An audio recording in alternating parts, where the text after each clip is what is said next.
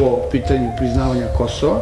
Ja bi najviše volio kad bi mi imali snage da to vojno reši, ali vidite da te snage nema. Ni vojne, ni političke, ni ekonomske. Mislim da je rešenje na neki način omogućiti Srbima da ostanu dole, da im životi ne budu ugroženi, ali nikada ne potpisati gubitak Kosova. Jer ako potpišete, onda je gotovo.